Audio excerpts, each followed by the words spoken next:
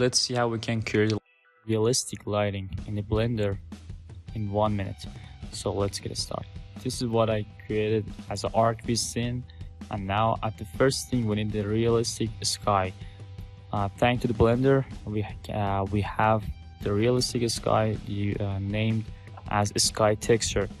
In the world node setup, you can easily add it and increase the sun size and play with air and dust factors.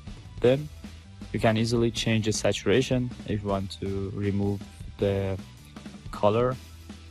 Then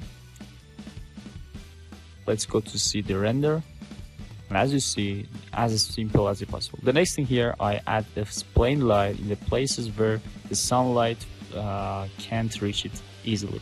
So we elevate the lighting easily using this method, and as you see, the lighting went realistic. And now we can play the contrast here, and that's it. Thanks for watching. Don't forget to subscribe.